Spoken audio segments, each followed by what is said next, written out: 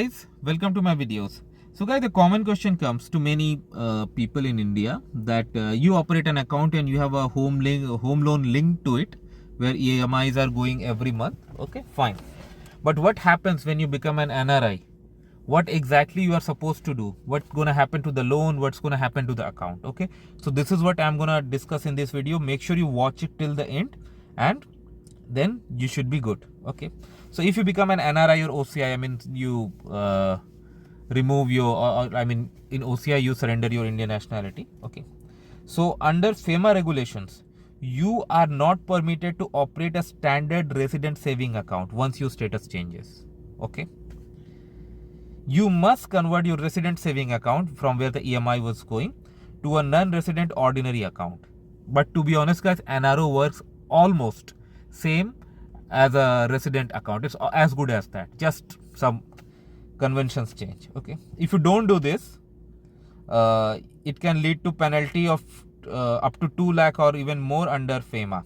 Okay, so after converting your account from which the EMIs were going through, your EMIs will be debited from your NRO account. Okay, now what happens, like if your lender is same, for example, let's say you have a saving account in SBI and your loan is also from SBI, then these guys can work in coordination and make your process simpler.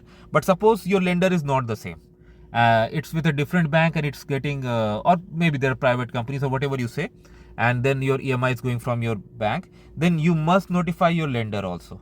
Okay, that your residency status has been changed, and definitely they will facilitate all such things. What I have seen, like they highly facilitate with their customers, so don't worry about, they will take care of you.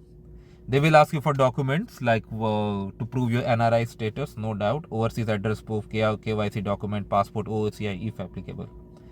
Since you are abroad, banks often require you to appoint a resident in Indian as a power of attorney. Okay, to handle loan related formalities or sign documents on your behalf, they may require. Okay, now few things that how your loan is going to be impacted. Again, it's going to vary case by case. Okay,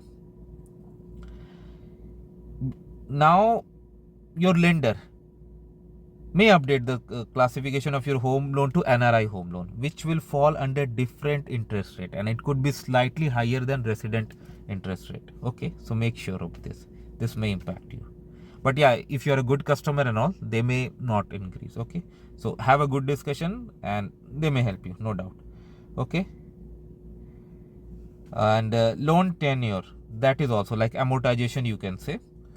NRI loans generally I have seen have maximum amortization of 20 to 30 years, and it depends on your age also.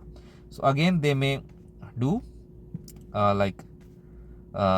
changes in the amortization. So if interest rate and amortization, if there's any change, that will have an impact on your monthly payment, right? So that's what.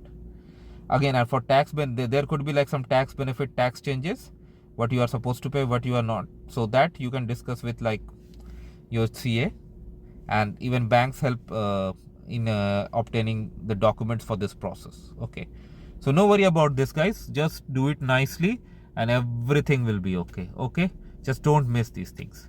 Thanks for watching. Please subscribe to the channel.